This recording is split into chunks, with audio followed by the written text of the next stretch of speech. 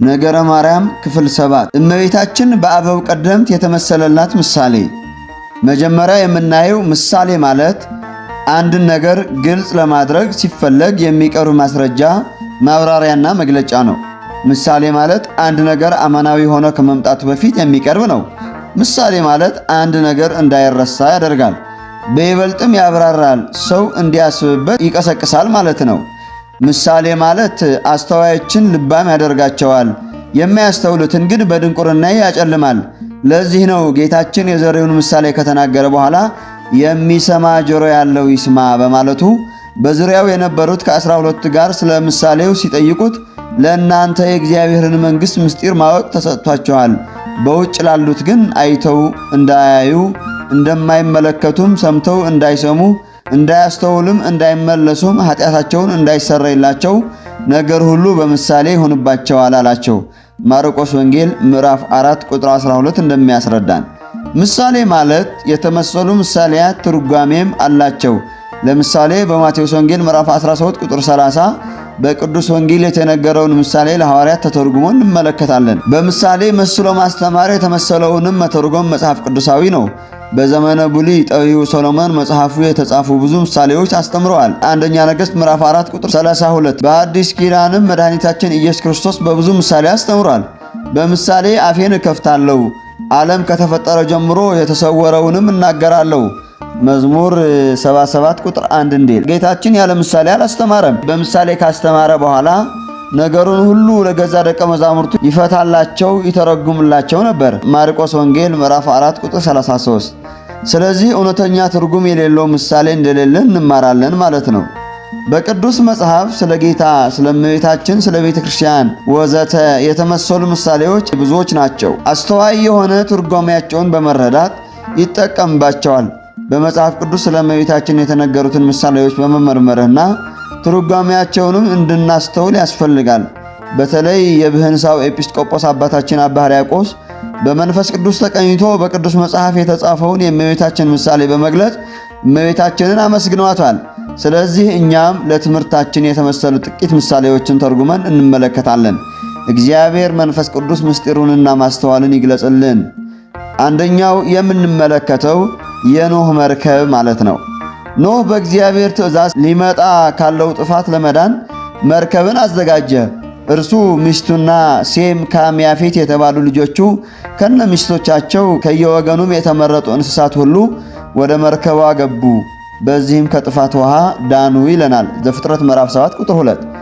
ኖህ ገና ስለማይታየው ነገር ተረድቶ እግዚአብሔርን እየፈራ ቤተሰቦችን ለማዳን መርከብን በእምነት አዘጋጀ። በዚህም ዓለምን ኮነነ፣ በእምነቱ የሚገኘውን ጽድቅ ወራሽ ሆነ። ዕብራውያን ምዕራፍ 11 ቁጥር 7 እንዲል ኖህ በእግዚአብሔር ፊት ሞገስ ያገኘ በትውልዱ ጻድቅ ፍጹምም ሰው ነበር። አካሄዱን ከእግዚአብሔር ጋር በማድረጉ ፈጣሪው የሚድንበትን መንገድ አሳወቀው። በዚያም ተጠቅሞ 3 ክፍል ባላት መርከብ ለመዳን በቃ። በኖህ ያላገጡ በተዘጋጀው መርከብ እንድናለን ብለው ያላመኑ ጠፉ። ይህ እንግዲህ ምሳሌ ነው። የምሳሌውም ትርጓሜ መጀመሪያ የኖህ መርከብ እናያለን። የኖህ መርከብ የእመቤታችን ምሳሌ ናት። 3 ክፍል እንደነበራት እመቤታችንን ቅድስት ድንግል ማርያምም የአብ ሙሽራው፣ የወልድ እናቱ፣ የመንፈስ ቅዱስ ንጽሕት አዳራሽ ናትና አንድም እመቤታችን በንጽሐ ሥጋ፣ በንጽሐ ነፍስ፣ በንጽሐ ልቦና የተሸለመች ቅድስተ ቅዱሳን የመሆኗ ምሳሌ ነው ማለት ነው። ኖህ የጌታ ምሳሌ ነው። የጥፋት ውሃ የምልአተ ኃጢአት ምሳሌ፣ አንድም የሲኦል ምሳሌ ነው። ከመርከብ ውስጥ ሆነው ከጥፋት የዳኑ በእመቤታችን በቅድስት ድንግል ማርያም ቃል ኪዳንና አማላጅነት ያመኑ በእርሷም ምልጃ ከጥፋት ውሃ የዳኑ ከሲኦል የሚድኑ ነፍሳት ምሳሌ ነው። ከመርከብ በአፋ በስተውጭ የቀሩትና የጠፉት በእመቤታችን በቅድስት ድንግል ማርያም ቃል ኪዳንና አማላጅነት ሳያምኑ በኃጢአት በሲኦል የጠፉት የሚጠፉት ነፍሳት ምሳሌ ነው ማለት ነው። ከኖህ ሕይወት የምንማረው ነገር አለ። እርሱም ጻድቅ ፍጹም እንደሆነ እየተመሰከረለት፣ ነገር ግን አምላካችን እግዚአብሔር ለመዳን የሚሆንለትን መርከብ እንዲያዘጋጅ ሲያዘው አልተከራከረውም። በእምነት መርከብ ሰርቶ በመርከብ ከጥፋት ዳነ እንጂ። ስለዚህ በእኛ ዘመን አንዳንድ ሰዎች በሌላቸው ጽድቅ እየተመጻደቁ የእመቤታችንን ቃል ኪዳንና አማላጅነት አያስፈልግም በማለት ሲንቁ ይታያል። እኛ ኦርቶዶክሳውያን ግን እንደ ኖህ አባታችን የተሰጠችንን የመዳን ምክንያት እመቤታችንን ማለትም አማላጅነትን በሕይወታችን ሁል ጊዜ ልንጠቀምበት ያስፈልጋል። የእመቤታችን አማላጅነት አይለየንም። ቀጥለን የምንመለከተው ምሳሌ ደግሞ የአብርሃም ድንኳን ነው። በቀትርም ጊዜ እርሱ በድንኳን ደጃፍ ተቀምጦ ሳለ እግዚአብሔር በመምሪያ አድባር ዛፍ ተገለጠለት። ዓይኑንም አነሳና እነሆ 3 ሰዎች በፊቱ ቆመው አየ። ባያቸው ጊዜ ሊቀበላቸው ከድንኳኑ ደጃፍ ተነስቶ ሮጠ፣ ወደ ምድርም ሰገደ፣ እንዲህም አለ፣ አቤቱ በፊትህ ሞገስን አግኝቼ እንደሆነ ባሪያህን አትለፈኝ። ዘፍጥረት ምዕራፍ 18 ቁጥር 1።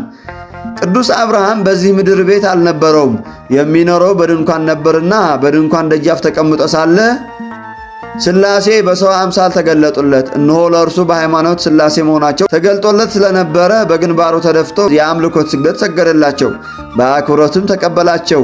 ወደ ድንኳንም እንዲገቡ በባለሟልነቱ ተማጸናቸው፣ አስተናገዳቸውም። ሥላሴ ወደ አብርሃም ድንኳን ገብተው ተስተናግደውለታል። በዚህ ታሪክ ውስጥ እመቤታችን ቅድስት ድንግል ማርያምን በምሳሌነት እናገኛለን ማለት ነው። የአብርሃም ድንኳን የእመቤታችን ምሳሌ፣ ምክንያቱም ስሉስ ቅዱስ በማኅፀኗ አድረዋልና፣ ይኸውም አብ ለማጽናት፣ ወልድ ለመጸነስ፣ ሰው ለመሆን፣ መንፈስ ቅዱስ ለመጋረድ። ስለዚህ ማኅደረ ስሉስ ቅዱስ ትባላለች።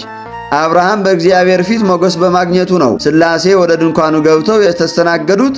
እመቤታችን ማኅደረ ስሉስ ቅዱስ ለመሆን የተመረጠችው በእግዚአብሔር ፊት ሞገስ በማግኘቷ ነበር። የእግዚአብሔር መልአክ ቅዱስ ገብርኤል እንደመሰከረው ሉቃስ ወንጌል ምዕራፍ 1 ቁጥር 28 ማለት ነው። ቀጥለን የምንመለከተው ምሳሌ የሲና ሐመልማል ዕፀ ጳጦስ የሚለው ነው። ሙሴ የምድያምን ካህን በጎች ይጠብቅ ነበር። ወደ ምድረ በዳም ዳርቻ በጎችን ነዳ። ወደ እግዚአብሔርም ተራራ ወደ ኮሬብ መጣ። የእግዚአብሔርም መልአክ በእሳት ነበልባል በእሾህ ቁጥቋጦ መካከል ታየው። እነሆም ቁጥቋጦው ስለምን አልተቃጠለም? ይህን ታላቅ ራእይ ልይ አለ። እግዚአብሔር እርሱ ይመለከት ዘንድ እንደመጣ ባየ ጊዜ እግዚአብሔር ከቁጥቋጦው ውስጥ እርሱን ጠርቶ ሙሴ ሙሴ ሆይ አለ። እርሱም እነሆኝ አለ። ወደዚያ አትቅረብ፣ አንተ የቆምክባት ስፍራ የተቀደሰች መሬት ናትና ጫማህን ከእግርህ አውጣ አለው። ደግሞም እኔ የአባትህ አምላክ የአብርሃም አምላክ የይስሐቅም አምላክ የያዕቆብ አምላክ ነኝ አለው። ሙሴም እግዚአብሔርን ያይ ዘንድ ፈርቷልና ፊቱን ሸፈነ። ዘጸአት ምዕራፍ 3 ቁጥር 1 ማለት ነው። በዚህ ንባብ በምሳሌነት የእመቤታችን ነገር እንማራለን። ዕፀ ጳጦስ የእመቤታችን ምሳሌ፣ ነበልባሉ የመለኮት የጌታችን የመድኃኒታችን የኢየሱስ ክርስቶስ ምሳሌ፣ ሐመልማሉ የትስብእት የሥጋ ምሳሌ። ነበልባሉና ሐመልማሉ ተዋህደው ሙሴ መመልከቱ እመቤታችን ቅድስት ድንግል ማርያም አምላክን በድንግልና ጸንሳ በድንግልና የመውለዷ ምሳሌ ነው። ደብረ ሲና የቤተ ክርስቲያን ምሳሌ ናት። ሙሴ ጫማህን አውልቅ እንደተባለ ወደ ቤተ ክርስቲያን ጫማ አድርጎ መግባት አይገባም ሲል ነው። ቀጥለን የምንመለከተው ምሳሌ ደግሞ የኢያሱ የምስክርነት ሐውልት። በዚያን ቀን ኢያሱ ከሕዝቡ ጋር ቃል ኪዳን አደረገ። በሴኬምም ሥርዓትና ፍርድ አደረገላቸው። ኢያሱም ይህንን ቃል ሁሉ በእግዚአብሔር ሕግ መጽሐፍ ጻፈ። ታላቁንም ድንጋይ ወስዶ በእግዚአብሔር መቅደስ አጠገብ ካለችው ከአድባሩ ዛፍ በታች አቆመው። ኢያሱም ለሕዝቡ እነሆ የተናገረንን የእግዚአብሔርን ቃል ሁሉ ሰምተዋልና ይህ ድንጋይ ይመሰክርብናል፣ እንግዲህ አምላካችሁን እንዳትክዱ ይህ ይመሰክርባችኋል አላቸው። ኢያሱ ምዕራፍ 24 ቁጥር 25 እንዲል ኢያሱ የተከላት የምስክርነት ድንጋይ ሐውልት እስራኤል ከሞዓብ አማልክት ይልቅ እግዚአብሔርን መርጠው ቃል የመግባታቸው ምልክት ነበር። ድንጋይቱም 3 ገጽ ነበራት። ሐውልቲቱ የእመቤታችን 3 ገጽ መሆኗ እመቤታችን በሥጋዋ በነፍሷ በሕሊናዋ ድንግል መሆኗ ምሳሌ ነው። አንድም እመቤታችን የቅድስት ሥላሴ ማደሪያ ለመሆኗ። ሐውልቷ የኢያሱ የስሙ መታወቂያ ነበረች። ኢያሱ ማለት መድኃኒት ማለት ነው።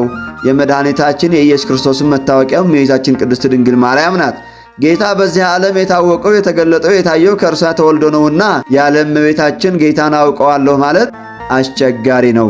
የአንድን ወንዝ ምንነት ለማወቅ ወደ ምንጩ መሄድ አስፈላጊ ነው ማለት ነው። ቀጥለን የምንመለከተው ምሳሌ የኤልያስ የወርቅ መሶብ ነው። ኤልያስ ከንጉሥ አክዓብና ከንግሥት ኤልዛቤል በተጣላ ጊዜ ነፍሱን ለማዳን 1 ቀን የሚያህል መንገድ ሄዶ በምድረ በዳ ዛፍ ስር ተኝቶ ሳለ መልአኩ የተጋገረ አንጎቻና በማሰሮ ውሃ አምጥቶ 2 ጊዜ እንደመገበውና በዚያም ኃይል አግኝቶ እስከ እግዚአብሔር ተራራ እስከ ኮሬብ ድረስ 40 ቀን 40 ሌሊት እንደተጓዘ ቅዱስ መጽሐፍ ይነግረናል። አንደኛ ነገሥት ምዕራፍ 19 ቁጥር 1 ማለት ነው። በዚህ ታሪክ ውስጥ የእመቤታችን ነገር የሚገልጥ ምሳሌ እናገኛለን ማለት ነው። ምሳሌውም መጀመሪያ ኤልያስ የአዳምና የልጆቹ የምእመናን ምሳሌ፣ መሶበ ወርቅ የእመቤታችን ወርቅ የንጽህናዋ የቅድስናዋ ምሳሌ፣ መና የጌታ ምሳሌ፣ አንድም የሥጋው ደሙ ዮሐንስ ወንጌል ምዕራፍ 6 ቁጥር 51። እንቅልፍ የኃጢአት ምሳሌ፣ መልአኩ የካህናት የመምህራን ምሳሌ ነው። ነቢዩ ኤልያስ በመልአኩ መቀስቀስ ከእንቅልፉ ነቅቶ ዳግመኛ በተመገበው ምግብ ኃይል አግኝቶ እስከ እግዚአብሔር ተራራ እስከ ኮሬብ እንደተጓዘ ሁሉ የሰው ልጅም ዳግመኛ በተሰጠው የሕይወት ምግብ በሥጋውና በደሙ ኃይል አግኝቶ ወደ መንግሥተ ሰማያት የመግባቱ ምሳሌ ነው። ታላቁ አባት ቅዱስ ኤፍሬምም የተሰወረ መና ያለብሽ የንጹሕ ወርቅ መሶብ አንቺ ነሽ፣ መናም ከሰማይ የወረደውና ለዓለም ሁሉ ሕይወትን የሚያድለው ኅብስት ነው በማለት አመሰጠረ። ውዳሴ ዘሰንበት ማለት ነው። ስለ እመቤታችን ስለ ቅድስት ድንግል ማርያም በቅዱስ መጽሐፍ የተመሰሉት እነዚህ ብቻ ናቸው ማለት አይደለም። ከተመሰሉት ምሳሌዎችና ትርጉማቸው በጣም ጥቂትና ለማሳያ እንደ መግቢያ የሚሆኑ ናቸው። ክፍል 8 እመቤታችን በቅዱሳን ነቢያት የተነገረላት ትንቢት ይቀጥላል። ይቆየን።